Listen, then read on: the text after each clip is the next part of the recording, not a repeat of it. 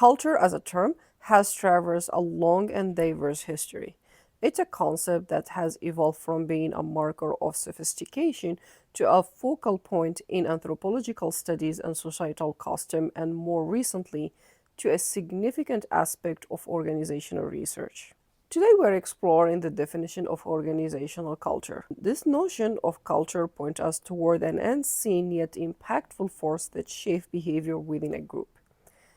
In that sense, culture to a group is what personality or character is to an individual. We can see the behavior that result, but often we cannot see the forces underneath that cause certain kind of behavior.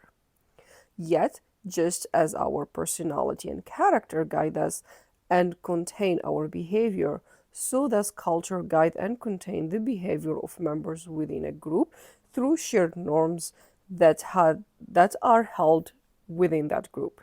Despite its acknowledged presence and importance within organization, defining organizational culture precisely remained a challenge, often leading to various interpretation among professional and organizational members. Over the past 30 years, organizational research has yielded a broad array of definitions of organizational culture. This definition commonly emphasizes the importance of shared meaning, interpretation, values, and norms. The consensus broadly define organizational culture as the conveyance of organizational value through norms, artifact, and behavioral pattern, mirroring the cultural practice such as ritual, symbols, and stories historically associated with communities. Culture can be framed through various lenses and frameworks.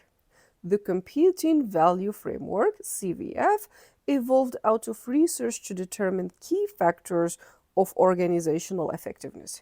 The CVF is made of two axes or dimension which serve as foundation for four type of ideal cultures.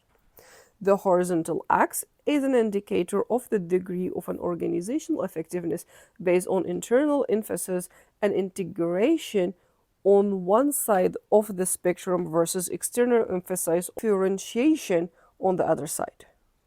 The vertical axis assessed an organizational effectiveness based on a commitment to control and stability versus its effectiveness based on change and flexibility. Each of the four quadrants represent one of the four ideal culture type: clan, adrocracy, hierarchy, and market.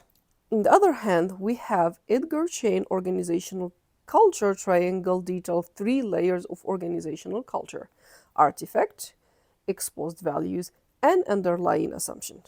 There are different levels of importance in shaping the actual culture of an organization. Artifacts include the visible product of group, such as the architect of its physical environment, its language, technology, product, and the observable ritual and ceremonies, and so on.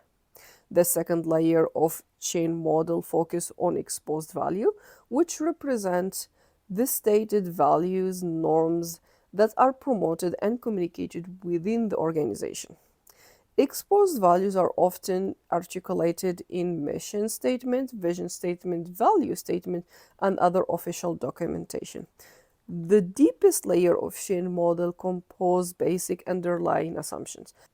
These assumptions are deeply ingrained beliefs and values that are taken for granted and often go unspoken.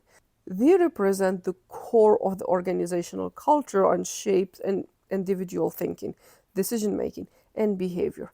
These assumptions become so deeply embedded that they are rarely questioned or challenged.